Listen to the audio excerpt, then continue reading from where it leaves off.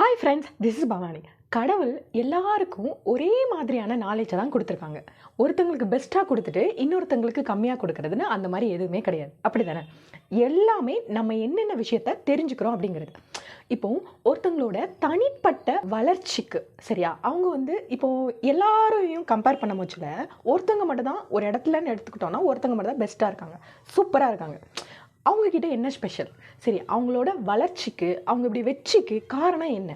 அவங்கக்கிட்ட என்ன ஸ்பெஷல் இருக்குது அப்படின்னு பார்த்தோம்னா, ரொம்ப சிம்பிளாக என்னென்னா, நம்ம லைஃப்பில் நம்மளோட பலமும் சரி பலவீனத்தையும் சரி ரெண்டையும் நம்ம எந்த அளவுக்கு புரிஞ்சுக்கிறோம், அதை எப்படி நம்ம மெயின்டைன் பண்ணுறோம், நம்ம லைஃப்பில் அதை நம்ம எப்படி அப்ளை பண்ணுறோம், சரியா? நம்மளோட வாழ்க்கையில் அந்த விஷயத்தை நம்ம எப்படி அப்ளை பண்ணுறோம் அப்படிங்கிறது தான் நம்மளோட கரெக்டான வெற்றியே இருக்குது.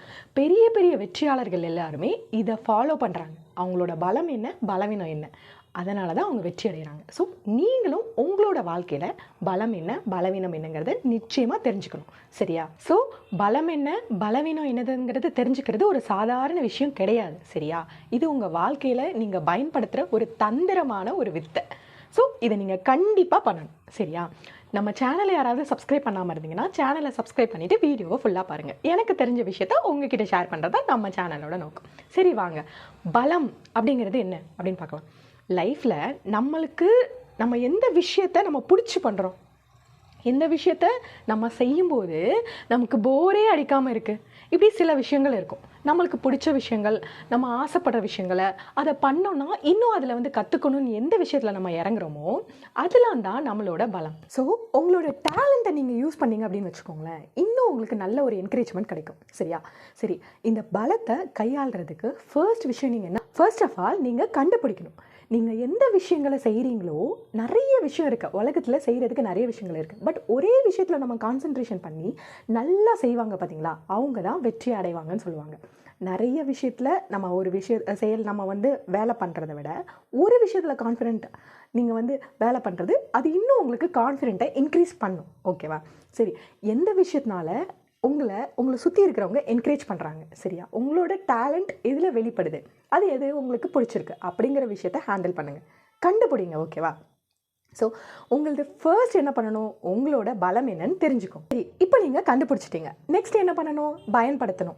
உங்களோட பலம் இதுதான் அப்படின்னு தெரிஞ்சு வச்சுக்கிட்டா மட்டும் போதாது, ஓகேவா? அதை நீங்கள் எழுதி கூட வச்சுக்கலாம். எந்தெந்த விஷயத்துலலாம் நீங்கள் இன்ட்ரெஸ்ட் இருக்குது, எந்த மாதிரிலாம் செஞ்சிங்கன்னா ரொம்ப ஜாலியாக இருப்பீங்க அப்படிங்கிறது எழுதிலாம் வச்சு. பட் அதை வெறும் கண்டுபிடிச்சி மட்டும் வச்சா போதாதுல்ல, நீங்கள் அதை தினமும் அப்ளை பண்ணணும். லைக் எக்ஸாம்பிள், நீங்கள் என்ன ஒர்க் பண்ணுறீங்களோ அதில் நீங்கள் உங்களோட பலத்தை அப்ளை பண்ணணும். நல்லா பேசுகிறவங்களா இருந்தீங்கன்னா உங்களுக்கு ஒரு பேசுகிற சான்ஸ் கிடைக்குது அப்படின்னு வச்சுக்கோங்களேன். சின்னதாக ஒரு மீட்டிங் அந்த மாதிரினா ரொம்ப பெருசுக்கு நீங்கள் பயப்பட்டாலும் சின்னதாக உங்களுக்கு கிடைக்கும்ல, அந்த இடத்துல நீங்கள் பேசணும், ஓகேவா? அதே சமயத்தில் உங்களோட லைஃப், ஃபேமிலி, ரிலேஷன் எது இடத்துலனாலும் உங்களோட பலத்தை நீங்கள் யூஸ் பண்ணுங்கள். சப்போஸ் ஏதாச்சும் ஒரு பெரிய ப்ராப்ளம் வந்துச்சு, அந்த ப்ராப்ளம் நீங்கள் சொல்யூஷன் கொடுக்குறவங்களா இருக்கீங்க, அந்த ப்ராப்ளம்க்கு நீங்கள் சொல்யூஷன் கொடுக்குறவங்களா இருக்கீங்க, எந்த விஷயமா இருந்தாலும் கரெக்டாக ஹேண்டில் பண்ணுறவங்களா இருக்கீங்க, இந்த மாதிரி உங்களுக்கு என்கரேஜ்மெண்ட் நிறையா கிடச்சிச்சின்னா நீங்கள் அதை இன்னும் நல்லா சூப்பராக பண்ணுறதுக்கு பாருங்கள்.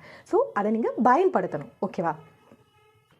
சரி, பயன்படுத்திட்டீங்க. நெக்ஸ்ட் என்ன பண்ணணும், வளர்த்துக்கணும் அப்படிங்கும்போது என்னென்னா, இப்போது உங்ககிட்ட இப்போ நார்மலாக எவ்வளோ டேலண்ட் இருக்குது, நீங்கள் பெட்டராக தான் பண்ணிகிட்ருக்கீங்க அப்படின்னா அதை என்ன பண்ணணும்னா இன்னும் இம்ப்ரூவ் பண்ணணும், இன்னும் கற்றுக்கணும், நல்லா ப்ராக்டிஸ் பண்ணணும். இப்போ லைக் எக்ஸாம்பிள், நீங்கள் எப்படி சொல்லுவாங்க, நீங்கள் ஒரு பெரிய நல்ல பெயிண்டிங் பண்ணுறவங்க, ஒரு ஓவியம் அது மாதிரி பண்ணுறீங்கன்னு வச்சுக்கோங்களேன். இப்போது இன்றைக்கி நீங்கள் பண்ணிவிட்டு எந்த மாதிரி அதை கொடுக்குறீங்க அப்படிங்கிறது ஓகே, சரியா? அதை பார்த்த உடனே நான் சூப்பராக பண்ணிட்டேன், பெஸ்ட்டாக பண்ணிட்டேன் அப்படின்னு நினச்சிட்டு நீங்கள் என்ன ஆகக்கூடாது, சாட்டிஸ்ஃபேக்ஷன் ஆகக்கூடாது, அது தப்பு, சரியா? இதை விட நாளைக்கு இன்னும் சூப்பராக, இன்னும் பெட்டராக நான் பண்ணணும் அப்படிங்கிற ஒரு தாட் உங்களுக்குள்ளே வளரணும். எவ்வளோ தூரம் நீங்கள் பெட்டராக பண்ணாலும் எவ்ரிடே உங்களுக்கு அந்த சாட்டிஸ்ஃபேக்ஷன் மட்டும் வரவே கூடாது. நீங்கள் இப்போ லைக் ஒரு குட்டி ஸ்டோரி சொல்லுவாங்க. ஒரு பையன் சிலை செய்வான், அவங்க அப்பா கிட்டே போயிட்டு இந்த மாதிரி டெய்லி போய் கேட்கும்போது அவங்க அப்பா டெய்லி அதில் ஒரு குறை சொல்லிகிட்டே இருப்பாராம். தினமும் குறை சொல்லிகிட்டே இருக்கும்போது, நான் எவ்வளோ சூப்பராக, அப்பாவோட சூப்பராக பண்ணுறேன், ஆனால் ஏன் அப்பா இப்படி டார்ச்சர் பண்ணுறாரு அப்படின்னு சொல்லிட்டு அந்த பையனுக்கு ரொம்ப கோவம் வந்துருச்சு. கடைசியில் போயிட்டு அவங்க அப்பா கிட்டே கேட்டானா, அப்பா ஏன்பா இந்த மாதிரி நீங்கள் புரிஞ்சுக்காமல் இப்படியே சொல்கிறீங்க அப்படி சொல்லிட்டான். அப்போ அவங்க அப்பா சொன்னாங்களாம், இப்போ நீ பெஸ்ட்டாக பண்ணிட்டேன் அப்படின்னா நெக்ஸ்ட் எந்த ரிஸ்க்கும் எடுக்க மாட்டேன், அப்படியே நீ உன்னோட கரியர் இருக்குது பார்த்தீங்களா, அதில் நீங்கள் ஸ்டாப் பண்ணிடுவீங்க. ஸோ நீ ஒரு விஷயம் பண்ணனா இதை விட இன்னும் பெஸ்ட்டாக எப்படி பண்ணலாம், இன்னும் எப்படி சேஞ்சஸ் அதில் கொடுக்கலாம் அப்படிங்கிறத யோசிக்கிற திறன் வந்து நீ வளர்த்துக்கணும். ஸோ அப்போனாதான் மட்டும்தான் உனக்கு இன்னும் ஒரு நல்ல வேல்யூ கிடைக்கும். ஸோ இதுதான் நம்ம பலம். நமக்கு எந்த விஷயத்தில் பிடிச்சிருக்கோ அதை நம்ம நல்லா கற்றுக்கிட்டு அதை தினமும் பயன்படுத்திட்டு டெய்லி ப்ராக்டிஸ் பண்ணணும். சூப்பராக பண்ணிகிட்டே இருந்தோன்னு வச்சுக்கோங்க, நிச்சயமாக ஒரு பர்ஃபெக்டாக நம்ம வரலாம். சரியா? அடுத்தது நெக்ஸ்ட் விஷயம்னா இவ்வளோ நம்ம கற்றுக்கிட்டோன்னு வச்சுக்கோங்க, அப்போ நீங்கள் இதை வந்து நீங்கள் நல்லா அப்ளை பண்ணும்போது உங்களை யாரும் ஒன்றும் பண்ண முடியாது. கரெக்டாக? பலவீனம் அப்படிங்கிறது என்ன? பலவீனம் அப்படின்னா ஃபர்ஸ்ட் ஆஃப் ஆல் நம்ம எல்லாருக்கும் என்ன தோணும், அது வந்து ஒரு பயம் கிடையாது, அது நம்மக்கிட்ட இருக்கிற ஒரு பெரிய குறையாக நம்ம எடுத்துக்கக்கூடாது. சரியா? அந்த விஷயம்னா எதில் நம்ம பலவீனம். லைக் எக்ஸாம்பிள், ஒரு விஷயம் நடக்குதுன்னா டக்குன்னு கோவப்படுறோமா, அந்த கேரக்டர் பலவீனம் தான். சரியா? ஒரு பிரச்சனை நடக்குது அப்படின்னா அதில் வந்து ஒருத்தங்களுக்கு ப்ராப்ளம் அப்படின்னா உங்களால் முடிஞ்ச ஹெல்ப் அதை நீங்கள் செய்யணும். ஒரு சாதாரண விஷயமா இருந்தாலும் உங்களால் என்ன முடியும், நமக்கு என்ன ஏனோ அப்படிலாம் நம்ம இருக்கக்கூடாது. அது நமக்கும் சரி அடுத்தவங்களுக்கும் சரி ரொம்பவே நல்லது. கரெக்டாக? நம்மளோட மனசு. ஆனால் இது அந்த மாதிரி பர்டிகுலராக எல்லாருக்கிட்டையும் சொல்ல முடியாது. எல்லாரும் அப்படி தான் இருக்காங்க. யாரும் ஒருத்தங்களுக்கு ஒரு உடம்பு சரியில்லை, எந்த பிரச்சனைனாலும் போயிட்டு டக்குன்னு போயிட்டு யாரும் இந்த காலத்தில் நிற்கிறது இல்லை. ரொம்ப ரேர். நல்லவங்களும் அதே பிளேஸில் தான் இருக்காங்க, அதே சமயத்தில் கெட்டவங்களும் அதே பிளேஸில் தான் இருக்காங்க. ஸோ யாரையுமே பர்டிகுலராக நம்ம சொல்லிட முடியாது. சரியா? ஸோ பலவீனம் அப்படிங்கும்போது நம்ம ஃபர்ஸ்ட் ஆஃப் ஆல் அது நம்மளோட பெரிய குறை, நம்மளால் முடியாது அப்படிங்கிற மாதிரி ஒரு தாட் நம்மளுக்குள்ளே வளர்ந்துடவே கூடாது. சரியா? கவலைப்படாதீங்க. அதை என்னென்ன யூஸ் பண்ணுறீங்கன்னா அதை வந்து ஒரு வெற்றிக்கான ஒரு வாய்ப்பாக பாருங்கள். அந்த விஷயத்தில் நீங்கள் டல்லாக இருக்கீங்கன்னா அதை எப்படி நீங்கள் இம்ப்ரூவ் பண்ணிக்கலாம் அப்படிங்கிற மாதிரி மட்டும் யோசிங்க. உங்களுக்கு இன்னும் ஒரு நல்ல கிளாரிட்டி கிடச்சிடும். ஓகேவா? சிம்பிள், ரொம்பவே ஈஸி. சரி, இன்னும் இதில் எந்தெந்த விஷயங்கள்லாம் நம்ம வளர்த்துக்கணும் அப்படிங்கிறத மட்டும் சொல்கிறேன். ஃபர்ஸ்ட் ஆஃப் ஆல் பலவீனத்தை அடையாளப்படுத்துங்க. எந்த விஷயம் பண்ணுறதுக்காக ரொம்ப கஷ்டப்படுறீங்க. சரியா? இது பண்ணனாலே எனக்கு சங்கடமாக இருக்குது, எனக்கு போர் அடிக்குது, தூக்கம் வருது, இந்த மாதிரிலாம் நீங்கள் நிறைய விஷயங்களை எதுலையாச்சும் ஃபீல் பண்ணுவீங்க. சரியா? பட் அது நம்மளோட வேலைகளுக்கு தேவையான வேலையாக இருக்கும். ஆனால் அதை நீங்கள் உங்களால் ஒரு பர்ஃபெக்டாக கொடுக்க முடியாது. ஸோ நீங்கள் ஃபர்ஸ்ட் ஆஃப் ஆல் கண்டுபிடிக்கணும் ஏன் நம்ம எந்த விஷயத்துலலாம் அந்த மாதிரி இருக்கும். ஸோ அதை கண்டுபிடிச்சிட்டு என்ன பண்ணணும்னா நம்ம இதில் நம்ம வீக்காக இருக்கோம் அப்படின்னு சொல்லிட்டு நம்ம என்ன பண்ணணும், அக்செப்ட் பண்ணிக்கணும். சரியா?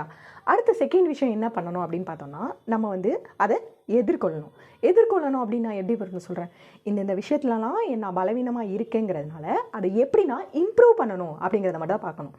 உடனே சடனாக இதெல்லாம் எனக்கு முடியாது அப்படின்னு சொல்லிட்டு நீங்களே உங்களுக்குள்ள ஒரு கண்ட்ரோல் பண்ணிவிட்டு என்னால் முடியாது அப்படின்னு சொல்லிட்டு உங்கள் மனசை நீங்கள் அக்செப்ட் பண்ண வச்சிடக்கூடாது.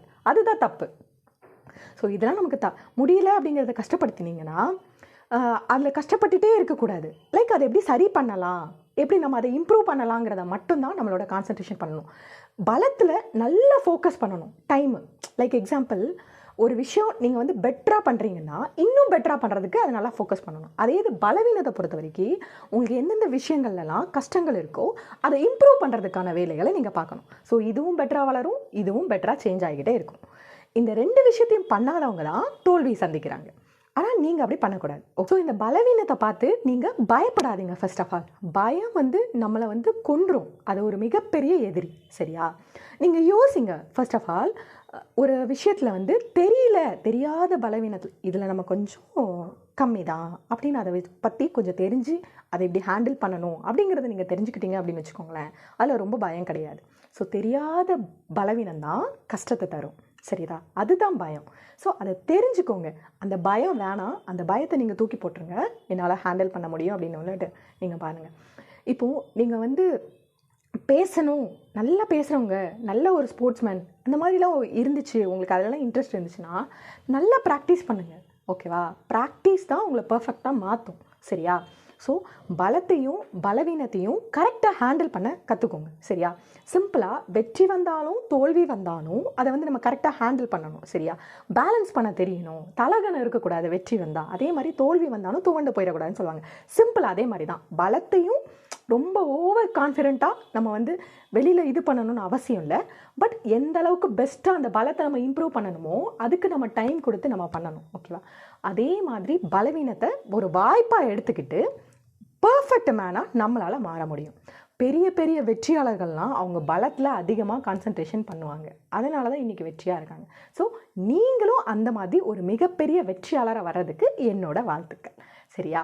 மீண்டும் ஒரு அழகான பதிவோட உங்களை நெக்ஸ்ட் வீடியோவில் மீட் பண்ணுறேன். பாய்.